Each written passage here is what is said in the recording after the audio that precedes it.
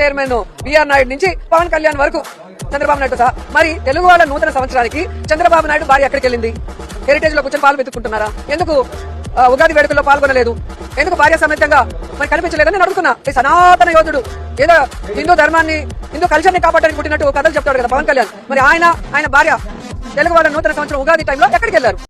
రోజా గారు, మీకు తెలియదు ఏంటంటే సనాతన ధర్మం ఎక్కడికి వెళ్ళిపోయాడు? ఉగాది రోజున శుభాకాంక్షలు చెప్పకుండా అలాగే చంద్రబాబు నాయుడు గారు హెరిటేజ్ పాలు పిలుగుతున్నాడా అని అడుగుతున్నాం. అమ్మ, ఉగాది రోజున పచ్చడి పెట్టడానికో సంక్రాంతి రోజు ముగ్గులు పెట్టడానికో పవన్ కళ్యాణ్ గారికి చంద్రబాబు నాయుడు గారికి అధికారం జనాలు కట్టబెట్టలేదు.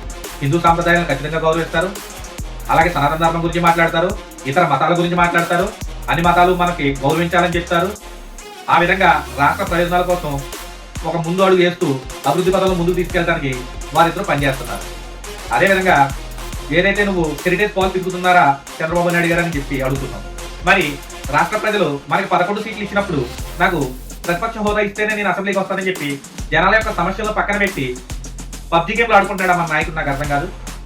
మరి మన నాయకుడు జనం కోసం ఆయన యొక్క వాయిస్ ని అసెంబ్లీకి వెళ్ళి ఏ విధంగా అయితే జనాల పట్ల ఆయనకు ఉన్నటువంటి అభిమానాన్ని చాటుకోవాలి కదా, ఆయనకి ఓట్లు వేసిన ప్రజల కోసమైనా అది చేస్తున్నాడా? అంటే ఇక్కడ చంద్రబాబు నాయుడు గారు పవన్ కళ్యాణ్ గారు ఏదైనా పండగకి శుభాకాంక్షలు చెప్పారో లేదో కూడా, లేదంటే నీకు బొట్టి పెట్టి చెప్పాలని నువ్వు ఏమన్నా ఆలోచిస్తున్నావేమో అర్థం కావట్లేదు. కేవలం ఎప్పుడు కూడా హిందూ సాంప్రదాయాలు హిందూ పండుగలను గౌరవిస్తారు. ఈ కూటమి ప్రభుత్వం ఎప్పుడు కూడా వాటికి చేదుడు వాదుడుగా ఉంటాయి.